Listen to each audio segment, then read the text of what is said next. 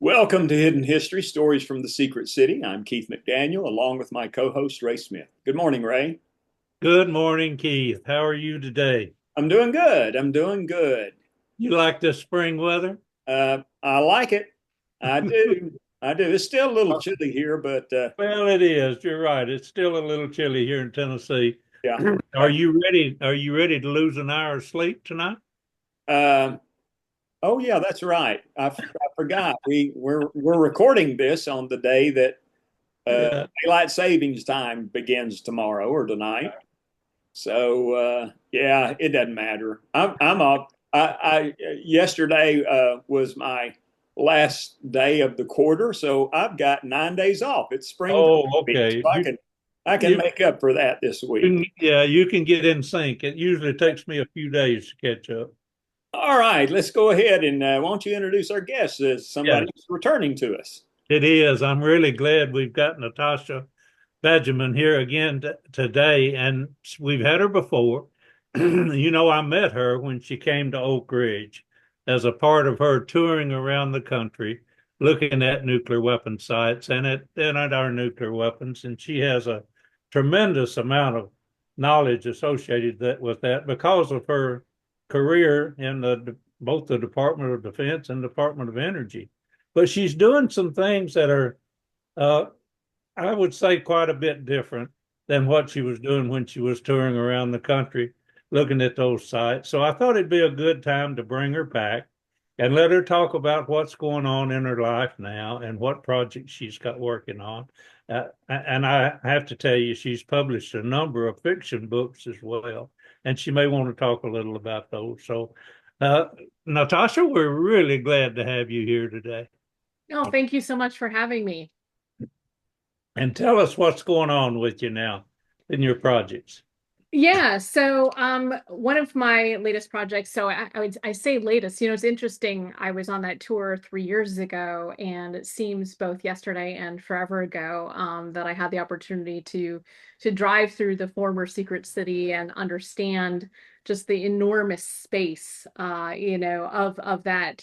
People, it just reinforces for me every time I think about that trip that people don't understand, what it means to be a nuclear weapon state, what it means to have nuclear weapons, what it meant in the 1940s for a lot of people in Tennessee and other areas where their lives were uprooted to save our nation, from a potential German nuclear bomb.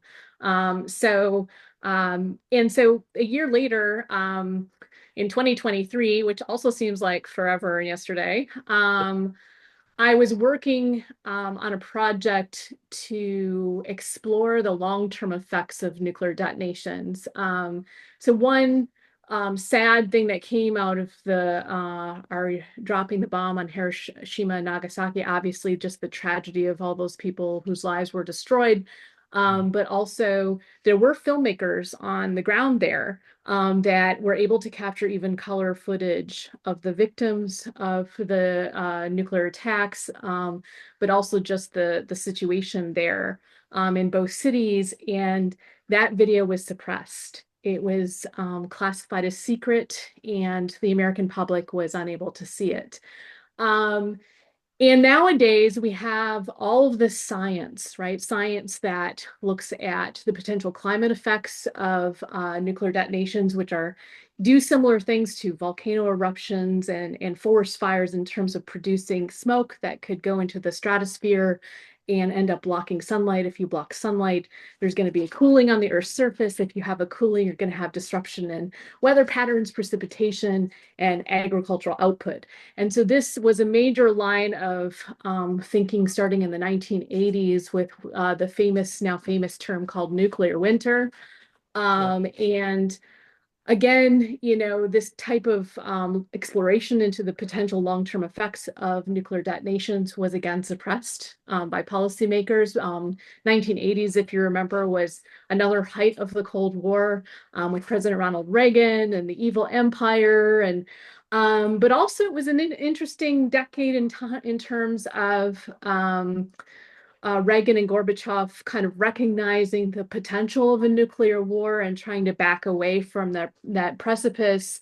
In any event, the science today is far more advanced than it once was. So our climate science today is quite unbelievable.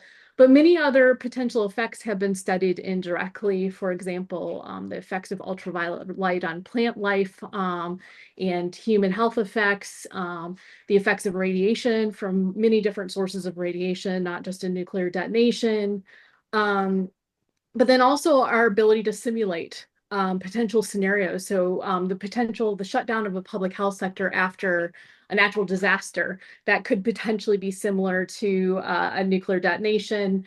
The potential for the shutdown of transportation networks in the event of a terrorist attack. We have 9/11 to kind of model that out. So with the advancement of computers, with the rise of machine learning and just so much data being collected, we now have the opportunity to potentially understand a lot better what would happen if a nuclear weapon detonated in a city today. And so that was my project to kind of explore, why haven't we as a nation, the United States of America, thought more about this? There's a lot of historical reasons. I mentioned some of them. And shouldn't we think about it now? So the US president has the sole authority to launch nuclear weapons in this country. And if we're in a crisis with another nuclear armed state, the president is given what we'd call a set of nuclear options or nuclear war plans for consideration for that particular crisis. And I worked in the Department of Defense for 11 years, and I couldn't talk about this while I was there because I would be deemed a heretic. Again, there's a lot of resistance to thinking about these issues even now. Yeah. But when I left the Department of Defense, this kind of started to niggle at me. The idea that the president would be given nuclear options which analyze the potential immediate effects of a nuclear blast, both in terms of the casualties on the target, but also operational issues. If we need to maneuver in that area, for example, if it's in the battlefield, not in a city, for example, how could US troops maneuver around that nuclear blast? But there's very little thinking given to the long-term effects. And so I started asking the question. So as a democracy, military force is used to achieve a particular policy goal, right? To defend this ally, to protect the US homeland, insert your policy goal. So I asked the question, if do we know the answer to this question? If we use nuclear weapons to achieve whatever policy goal we want to achieve, can we be certain that the long-term effects of a nuclear detonation do not damage that goal, right? So 5-10 years out, have we not had a boomerang effect come back and ultimately damage? Because there are many tools in our toolbox to achieve a policy goal, and nuclear weapons probably not the most attractive one. And so all I want is that the US policymakers think through both the immediate effects, but also the long-term effects, because we don't want to have to deal with the problems of something we did a long time ago. So this was a project I started. And as part of it, I had to conduct interviews with scientists, leading scientists in this field. And I started talking to Dr. Alan Robach and Brian Toon. Both of them kind of came out of the 1980s, kind of nuclear winter scientists, and they're now leveraging current modeling, both in terms of climate modeling, but also agricultural modeling, to attempt to answer the question, what happens in even a limited nuclear war, to sunlight, to cooling, to the potential for agricultural disruption. And I started talking to them, and they were, obviously they've been doing this since the 1980s and not seen any real consequence from their work and are frustrated. And I asked Dr. Robach if he had thought about writing a story, kind of like getting people into this, kind of putting them in the shoes of this to understand what could potentially happen. And Dr. Robach said, yes, I've thought about a story. In fact, I have a one-pager, and I said, I'd love to see it. So I got the one-pager, and, he's a scientist. And I'm like, well, I'm a storyteller. I think we can do a little better here. So I said, would you mind if I tried my hand at it? So I gave him kind of what I would do if I were writing a story about this. And he said, this is good. This is good. I said, well, should I write a screenplay? Would you assist me with the science if I wrote a screenplay? He said, yes. So I started this adventure in 2023 to write this screenplay. It's called Dark Sun. It's the pilot episode of a limited series, probably 8 episodes. Of course, I don't dictate that. That would be the distributors and the production studio dictating how many episodes we get to make. But and so with their help, getting the science right, and I had some creative input as well. They said there has to be romantic, exchange between the two scientists. I'm like, all right, romance, we're putting it in, and that sells. They wanted some children. I'm like, all right, we've got children, put them in. So, so the story takes place in two sides, opposite sides of the world, actually, which makes it really interesting in writing the screenplay because one side of the world is Pakistan, India, and the other side of the world is the United States. So mostly Washington, D.C., but also the West Coast. So the pilot begins with historic forest fires in California. Now, this was back in 2023. So in January, I was like, I need to stop writing these stories because they keep coming true. They weren't in LA though. So they were, I think I had them taking place in Northern California, which we're a little bit more familiar with. And basically, this climate scientists, of course, are all engaged with the potential smoke production coming out of these fires, and they're tracking, the various elements and sending the data to the decision makers in California and the White House. And my main character is the national climate scientist at the White House. She's a Black female in her 30s. She got the position because the vice president was her mentor, and she's just started the position, so she's just trying to get her feet wet at the White House, and there's this big forest fire going on. But she's also worried about the prospect of nuclear war and what could happen with the climate in this case, so nuclear winter, the issue at hand. And she wants to warn the president, but she's only just started her job at the White House, and I think her boss's counsel's like, just chill out, don't bombard the president with this 1980s stuff, and so she does get an opportunity to kind of brief the president a little bit on nuclear winter, and the chief of staff is like mad. This is the backstory, mad as hell at her when the story begins. And so we have these forest fires, so national emergency going on in California. And we have on the other side of the world, an insurgent group detonate an atomic bomb in a lithium mine in Kashmir. So this was a lithium mine that was on Indian side of Kashmir, and they, basically would not let. Basically, we're controlling it. These are critical minerals in this day and age, and of course, the insurgents decided to target it of economic value, and they somehow steal a bomb, probably with help with insiders from the Pakistani government, and detonate a nuclear bomb. And so I have a family in Kashmir, a young family, and the husband works at the mine, so he's on the way to the mine as the detonation occurs, and he may or may not be dead. He's in some rubble in the first scene. And then Geeta, who's his wife and his 2 young children, she's seeing the detonation in the distance, and she fears for the worst for her husband. And her family lives in India, in the northern part of India.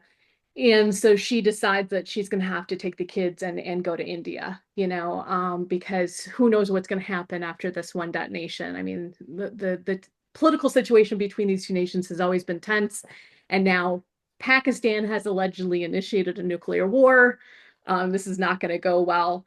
And so she wants to be back with her parents. And so we have kind of the juxtaposition of, what's happening in India, Pakistan, and then the crisis in the White House. And so, of course, when this gets started, our scientist, Lauren, she wants to kind of say, hey, this war in India, Pakistan, this could get really bad and it could affect us. It could actually severely constrain agricultural production in the entire Northern Hemisphere, the entire world. This could be devastating. We need to stop. We need to help stop the war. We need to stop this. And but then in the first episode, we uncover a lot more conspiracy going on. So it's kind of a Scandal meets Chernobyl. So I wanted it to attract a young generation. So we're going to find out in subsequent episodes that, the United States armed the insurgent group in question. And, the president's kind of somewhat involved, but certainly her chief of staff. And like, so we're going to have classic, White House kind of dealing with all their stuff, trying to stop the war. At some point, there's going to be the United Nations in New York and kind of the global community coming together. The other facet of my screenplay is that there's a narrator, and it's Lauren as an 85-year-old woman. And so she's kind of narrating a little bit. So you kind of, in the opening scene, you kind of get the hint that she's in Oslo accepting the Nobel Peace Prize, right? Ah, So that kind of sets the tone for the story that we're seeing unfold for Lauren in her 30s. Wow. oh, that's an exciting So screenplay. how are you writing that? Are you writing it as episodes, or are you just writing one long screenplay? Episodes. So Okay. I just wrote the pilot because it's a lot of work, obviously, and I figure I want to see what happens with it. So I want to get someone interested in producing it, and obviously they're going to have their input. So Yeah, I'm sure. open to how the story could unfold. There are certain things that have to happen. Yeah, One of the things I said early on to my scientists was, we're going to bring the world on the brink of global famine, but not quite, because we need to kind of keep the younger generation feeling like we can do something, yeah, feeling like I don't want it to be Day After. So if you're yeah, familiar with Day After, made for TV, film in the 1980s, that was terrible. There was 30 minutes of people walking around with radiation, like skin falling off. And yeah. when I used to show it to my students at National Defense University, I should say, yeah, the last 30 minutes you don't have to watch. If you want to be my guest, I've watched them, but there's not much else that happens except for absolute tragedy, which I think is really important to absorb. But Sure, yeah, sure, absolutely. Okay, cool. yeah. So I wrote it in 2023 and then finalized it. So I had a lot of feedback from various folks in Hollywood who have certain expertise. They liked it. I made a lot of changes. One thing, as a first-time screenwriter, flashbacks, trying to figure out how to use flashbacks, because if you're watching actually a show, you don't even notice this. I now realize it, and I now watch shows very intently, watching for those flashbacks. Yeah, But we don't realize it as the audience when we're being taken back to inform the present. But it happens a lot. yeah, It happens a lot less frequently in novel writing, because you want to show things in action, but you have a lot more ability to do that in a novel. And so I submitted it to several contests in 2024, and it was selected as a semifinalist in the North Fork TV Festival and a second rounder in the Austin Film Festival, which means it made it to the top 20% of 10,000 scripts. yeah, I was very pleased. Yes. I took that as a sign I should maybe do this again. And so that is the eventual plan. But right now I've been spending a lot of time trying to get interest in the screenplay. Unfortunately, even though we had Oppenheimer, which was, I thought, an opening for potential stories about nuclear, there's not a mood right now for nuclear for some reason. I think people want like happier things. And so my next step, I'm trying to organize a table read of the pilot, or part of the pilot. And what that involves, so if you're get to production, one of the first things you do is get the actors who are performing all around the table. I guess they do it for a particular episode, or right. episode by episode, and they read through the script. Mhm. And so I'm going to cast the roles. So I have some alumni from Juilliard who've Mhm. signed up. I have a few other people. I'm still trying to cast some roles. And we're going to get together for a virtual rehearsal on Zoom. We're going to read through the portion of the script that I want to read through. And then we're going to perform it in a online webinar where we will follow up with a panel discussion with some of the scientists that I'd worked with to talk about this issue. And it's actually an issue that has gained some attention, or it's always been an issue, but it's getting a lot more attention. The UN General Assembly adopted a resolution to launch a panel, a scientific panel, to look into the long-term effects of nuclear weapons. Well, I want to be sure and be aware when you're doing those things. I'm on Zoom. I'd sure like to be a fly on the wall. Watch it, Oh, watch definitely. there. It'll be open to the public, so I'll definitely share Yeah. the link with you when I get there. Right now, I'm just trying to cast people, I so got this it. is harder than it looks. Yeah. And let's take just a slight detour for a moment, if you don't mind, and tell folks about your involvement as much as you can internationally. I know that you've been asked to come and give talks at some very interesting meetings internationally. Can you talk a little about what you have been able to do there? Sure. So, since we didn't talk about my background at all, I've spent the past 20 plus years as an expert on weapons of mass destruction, primarily on nuclear and biological weapons. And back in 2014, which feels like a long time ago, I started thinking about the intersections between emerging technologies like 3D printing, which we now know a lot more about, um, artificial intelligence, advanced robotics, so Q drones. We know a lot more about that now too. Nanotechnology, which is a more longer term technology that we've known about, but also one that we think about now. And biotechnology, and thinking about how those technologies will start to change the domain of weapons of mass destruction, how will affect their development, how will affect our ability to mitigate risk. And so I started this back in 2014. And by 2019, I was kind of getting a lot more focused on artificial intelligence. It is a natural interest of mine. I grew up in a family of computer programmers. They worked on expert systems back in the day when they were taking assembly lines and kind of automating everything, these massive companies. And my parents started up their own companies and started doing all this programming. So I grew up in a family that discussed spreadsheets, databases, user interfaces, all of these things. And so I already knew that AI is machine learning in particular is advanced statistics. It's just we program the computer differently than we used to. We allow the computer to learn from the data rather than program all the rules in advance. And because the computer doesn't need all the rules in advance and can learn from the data, they can solve far more complex problems because humans don't have to understand the problem before they program the computer. And so that is the nature of the revolution before us with machine learning. And in 2019, I had quit my job at the Department of Defense and I was going to move to LA and become a creative. I'm in Texas, so spoiler, that didn't quite go as planned. And I was thinking two experts in particular, they wrote an article calling for a dead hand. So what is a dead hand? A dead hand is, so back in the 1980s, Russia was developing this system they called perimeter, and it was to improve the credibility of their nuclear deterrent. Basically, if all of their leadership were basically destroyed in a nuclear attack, the system perimeter would automatically launch their entire arsenal at the United States.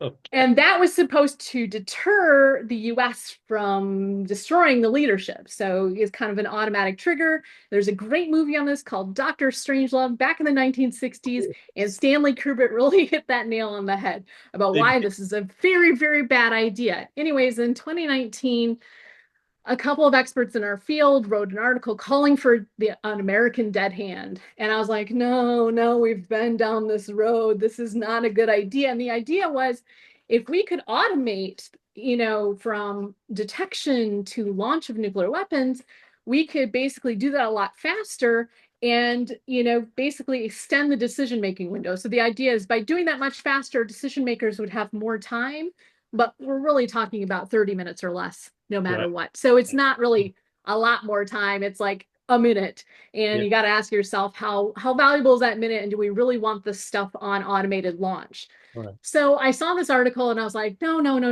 And I wanted to write a screenplay, but I'd never written a screenplay. And so I'm like, well, I'll write the novel.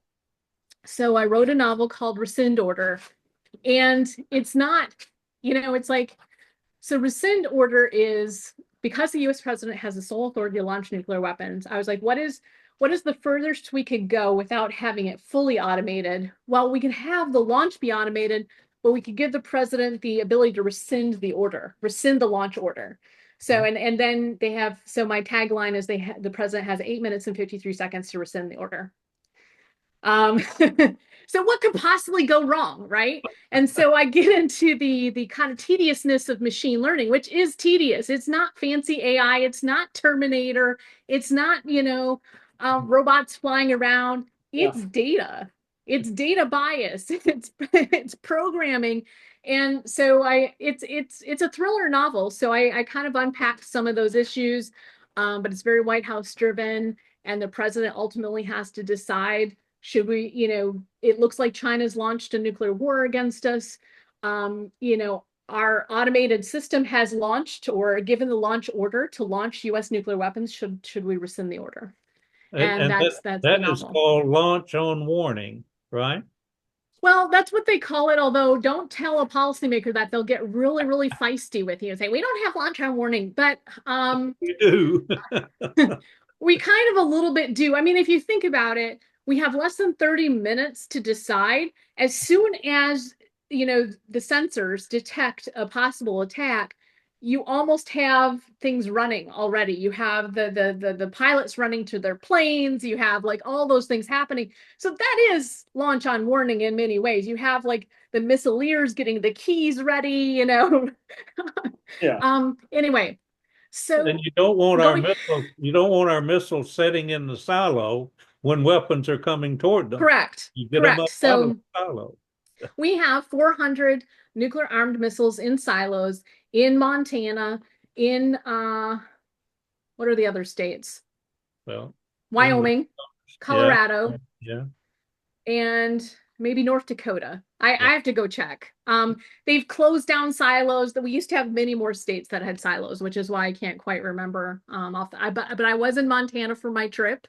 yes. And I was camping in Great Falls, and Right. I was thinking about all the silos around me and how I was sitting in the middle of what we call the nuclear sponge. But anyways, I digress. You asked a question about me speaking internationally. Yes, please.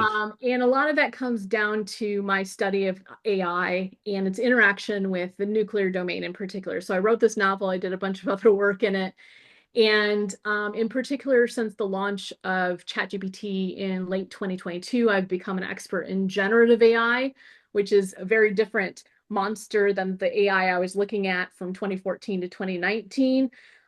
Generative AI does use statistics, but those tools are designed to produce novel content, whether it's text, audio, image, video. Basically, they produce novel content, which is a little bit different than producing evidence-based results, recommendations, or answers. Right. And so I started studying these tools, using these tools. I use them all day, every day now. It's a little crazy. They're like my AI assistant. I ask them for brainstorming questions. I ask them, how to invest my money in this current stock market climate. Not that I go with what the AI says, because the generative AI do give you falsehoods, right? So you got to use your critical thinking skills as well. But for me, it's more of a thought exercise. So I started, I think it kind of began with diving into AI tools, generative AI tools, ChatGPT, Claude, Gemini, all the major frontier models, Llama, and learning how they work, and then realizing that our policymakers don't understand how they work at all. And they certainly don't understand how generative AI is different from the other AI that we know that drives algorithms like our Amazon algorithms, the algorithms in Netflix, the algorithms in Google. Now they're all mixing together. And at some point soon, there's going to be no real distinction, because we're going to have tools that are a mix of all the different types of AI together. So, so I started digging into how do we inform, how do we teach, how do we educate policymakers so that they can then make decisions, so that they can understand. And in academic communities, there tends to be a lot of experts focused on very jargon. They want to be experts. They want to be portrayed as experts. I like to teach people. The teaching is a passion of mine. So I'll bring it all the way down to fifth grade level, even if I'm talking to high level policymakers, because that's what they need. They need to understand fifth grade, and they trust someone who's willing to talk to them like that, because then they can talk to them too, and we can all have a conversation. We can go deeper if needed. So I was invited to Austria by my organization. They every year they host a meeting to educate ambassadors, about 50 to 60 ambassadors, about nuclear issues, about various things, and they wanted to have a half day on AI. And the director of our Vienna office saw my talk that I gave to try to educate our Middlebury folks, and she's like, "We want that. That's what we want. We want you to talk like that to the ambassadors." I'm like, "All right." So in June, I went to Austria last year. I went to Austria and I gave this talk, and it was so well received. I was on a panel of 3 people. They were supposed to applaud after the whole panel was done. They broke into applause when I was cut off by the moderator for having going over my time, and they broke into applause. They came after me afterwards and said, "No one has ever spoken like that about AI before. Oh my goodness, I finally understand it." I'm like, yeah, it's not rocket science. I think, in our world, unfortunately, there's a lot of vested interest in it being seen to be super complicated. It is complicated, but it's also not complicated. And so yeah, that led to me coming back to Vienna again in September. And that time I gave a more longer workshop on generative AI, where I got to give them some hands-on tips on prompt engineering. So how to get the tools to give you the best possible results, how to use these tools to improve your productivity while knowing that they also deliver falsehoods. So it's a wild game right now still. And there was someone there from the International Atomic Energy Agency in the audience, and I didn't know. And a couple months later, I was invited to come speak at one of the first big events on emerging and disruptive technologies held that organized by and hosted by the IEA in Vienna. And the idea was to educate the IEA staff, and they are responsible for implementing safeguards to basically detect whether countries who have signed up not to be nuclear weapon states, whether they're using their nuclear power plants to potentially support a nuclear weapons program. So they've signed up to a treaty not to remain non-nuclear weapon states, and the IEA comes in with inspectors to make sure that to verify compliance with their treaty obligations. And they've been using, obviously, computers for a long time to do this, open source information, open source intelligence. And with the rise of commercial satellite imagery, they've been using that a lot more. There's so much data now that they need to use machine learning. But member states are very not so comfortable with that, because machine learning tools come with bias. They come with a lot of other problems that you introduce into the equation. And so they wanted to get up to speed on those things, and they invited experts from all over the world to come and talk about those issues. And I spoke about the internal risks of AI for the nuclear domain. So what does AI bring into the nuclear domain that is potentially new to us as nuclear weapons experts?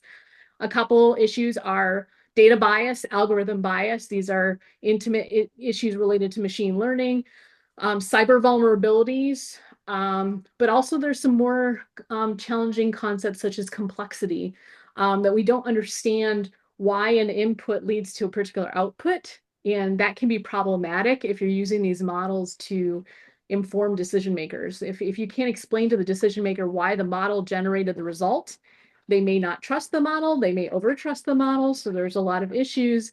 And so that's how I talked to the IEA in January. Wow. Very good. Now, Keith, I can see already that we have another program that we need her to come and talk about generative AI. Absolutely. Oh, great. Wonderful.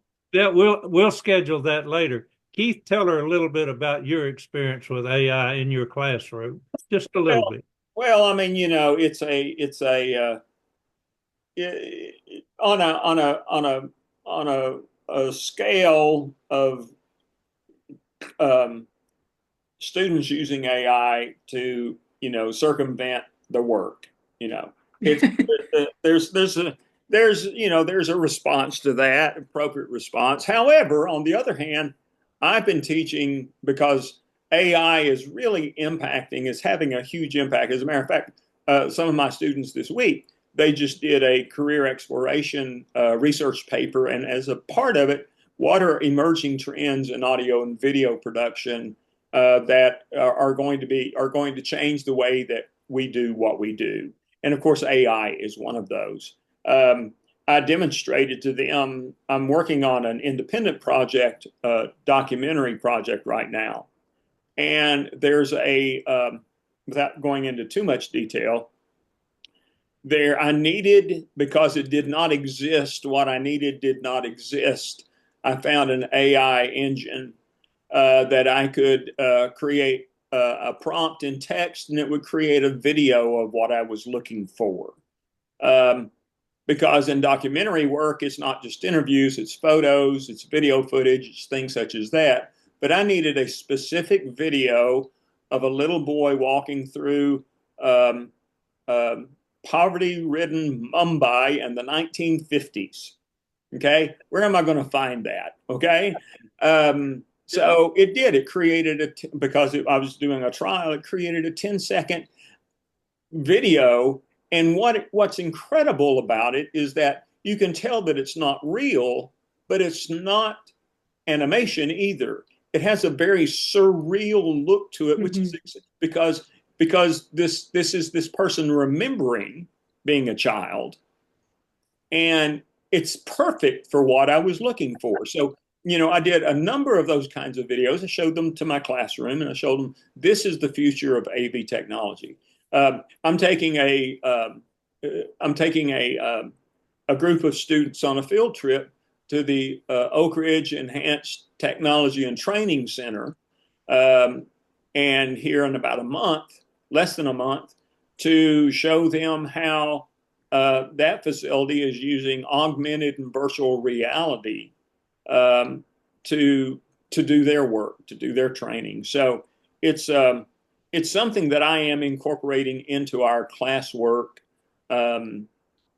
Whereas the other hand, it can be write a 300-word paper on such and such. And of course, as a high school teacher, we have the tools to be able to monitor what they're doing on their laptops. So I'm sitting there looking at my screen at all the laptops, and I see one, and I pull it up, and this young student, I could tell they were using Chat GPT. This is before it got blocked. The Chat GPT to write their paper, and then the next prompt was make it sound like a high school student wrote this, or a freshman wrote this. So it's those kinds of things. But I really believe, of course, as you are the expert in this, I'm not, but AI it absolutely is changing our industry in what I do, and there's a lot of controversy over that. But so there was a lot of controversy over the Industrial Revolution. So I mean, it's putting people out of work. Well, yes, but that's progress, and that's the way things go. So we have to learn how to use it. I teach my students we have to learn how to use it properly, and how is it going to be able to enhance and benefit the work that we do, rather than be a crutch. So, Yeah. I mean, you raised so many interesting points here. I do not jealous of educators in this current age. Yeah. I think the nature of assignments has to change. And I think, if I were a teacher today, I'd probably say, I want you to use AI, but I want you to show me every step you used it for. Absolutely. And I want you to also be using your brain, right? So if you ask it to write 300 words on a subject, I want to see your bullets that you put in, your argument. Show me your argument. It's fine if you have the AI write the thing, because at the end of the day, these tools are here to stay. And when these kids enter the workforce, they're going to be expected not to write from scratch. They're going to be expected to write with these tools, but we don't want these tools to write for us. We still need to be using our critical thinking skills. So there's one issue. On the second, and the video one is so fascinating, because on one hand, the video generators seem so capable, but they're so incapable. So I actually did an experiment myself. over the Christmas holiday. I have a Kickstarter campaign going right now for my epic fantasy novels. It's on Kickstarter. It's called The Chronicles of Asterwelt. That's Aster, W-E-L-T. It's German for Star World. And basically, I decided you have to, you should have a video for your Kickstarter campaign. And I was like, I should try to use AI to make a book trailer. I've never done a book trailer before, and I've never used AI to make a book trailer, but I've seen other people do it. I know how do these tools work. So I actually created a book trailer, 2-minute book trailer, and it looks really good. It's fantasy, so Yeah. that surrealistic element that you get with the video doesn't matter for my Yeah. genre. Exactly. If it were different, it might be problematic. It would look really weird. But and what I did is I first had to create a story. So it's not just an automatic, right? A book trailer requires a very gripping story. It has to be short, has to be, hook people right away and bring them to the end. And so that was the hardest part. And then basically what I would do is I would ask Claude, which is my favorite creative writer, write me a prompt for an image generator. So I went from prompt to image generator to video generator. So write a prompt for an image generator on this scene. And I would kind of copy and paste the scene into and it would write me a prompt because actually AI knows best how to talk to AI. Yeah. It's an awkward thing writing a prompt, but the AIs know how to do it. And so then I went to Flux, which is one of my favorite image generators, and I put the prompt in. And sometimes something would happen. I'd have to read the prompt. What happened here? Like, what caused this thing? This is not what I wanted. So I would modify the prompt, try a couple more times. Then I get the right image, so they get the right still shot. Then I bring it to Runway AI and create 10 seconds of video. And I did that to create this trailer. And it took a lot longer than I expected because so for example, I would give Runway AI a still shot of 2 characters running through a market, face forward toward the camera. I put it in and try to generate the video, and it would have them running backward. Yeah. Unless I told them to run forward towards the front of the shot. Yeah. I understand. I did the same thing. I was doing, and I wasn't using Runway. I was using something else, but I wanted a person sitting on top of a train, and it had to be the point of view of the person sitting on top of the train. So we did. So it did this video of this train going down, and you could see the side of the train. However, all the gravel that the train track set upon was moving along with it. So it was unusable. But one other thing that we did, and we did this, and I'm teaching an advanced class, so these are students that I've had for 3 or 4 years, their entire career. And one of the things that we do in that is to make a short film. And so I have enough students in that class to do 2 short films. So we decided to do an experiment, and we had a script written for one of the short films by AI. They wrote the basic script, and then of course we altered it and adjusted it and changed it. And then the other group, they wrote that themselves. They wrote the script themselves, and they were very different. But that's one of the ways that we are using AI. And I know a lot of teachers that we will just because it's easier. We will be asked to write recommendation letters or reference letters for graduating students. And, we'll put in a prompt. These are the things that I want to say. And it will pop out a beautiful letter, in seconds, So, Yes. we don't have a lot of time to do that kind of stuff. But and I'm, and I've done that. And I know there are other teachers that are in our building that have done the same thing. But there's a way to use it that's beneficial. Mm-hmm. So, yeah. I'm anxious to go watch your book trailer now.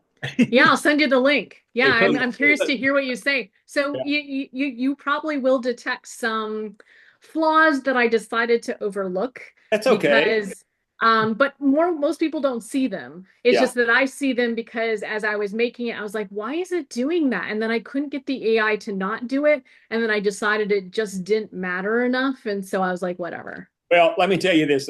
There's plenty of flaws in the real stuff that we create too.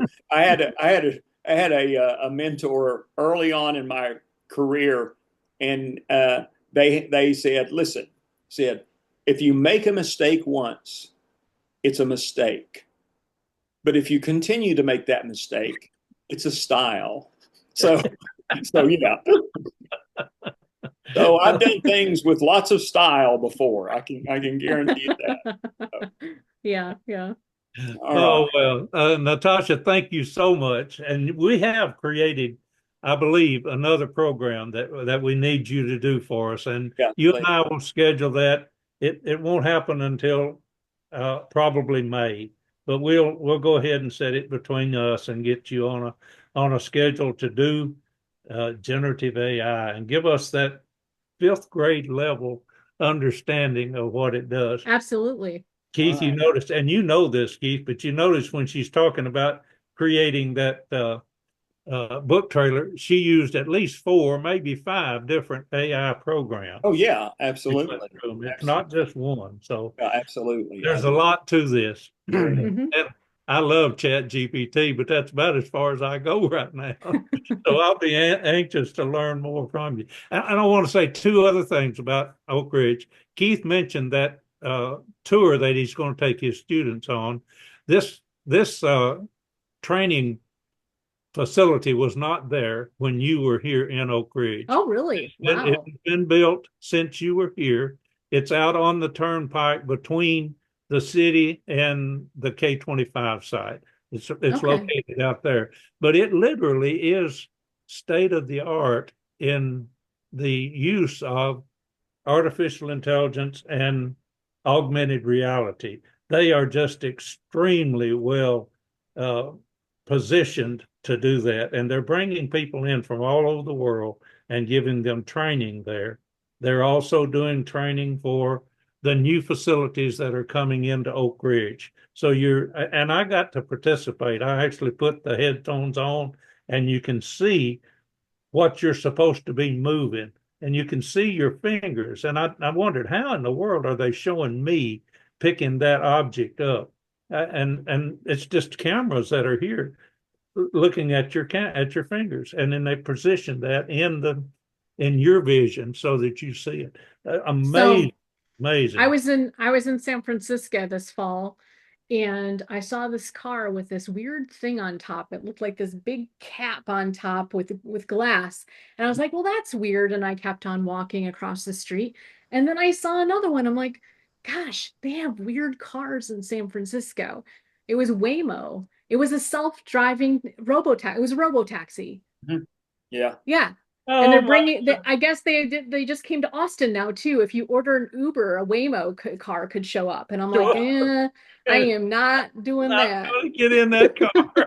And one of the reasons that I'm taking my kids is we had someone from that facility came for a tour and was kind of impressed with our program a little bit. And they need, just like any kind of job situation, they need young people who are interested in that technology that they can uh, that they can teach them how to do that, and how to create that. And that's what I'm doing in my classroom with these high school students, is teaching them how to be storytellers and teaching them how to use technology to be able to tell stories. So it's kind of a perfect audience for them to go to that facility and see what potentially their future could hold for them. Right. What opportunities are there outside the video production or TV or anything like that. There are plenty of opportunities for creatives to work in technical industries, to put those storytelling and technical skills to good use. Hmm. So, Definitely. all right, very good. Well, thank you so much again, Natasha. We appreciate you being with us. And Yeah, Ray, thanks who for do we having have me. coming up next time?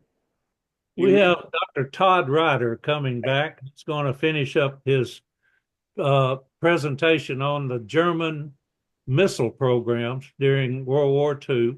And he's going to show us how that connects to our intercontinental ballistic missiles today and how the German scientists that came out of World War II have actually been instrumental in a lot of the technology that we appreciate today. So he will wrap up part two of that program that he did for us a week or so ago. All right, very good. All right, folks, thanks for watching, and we appreciate it. And we'll be back in a couple of weeks with another Hidden History.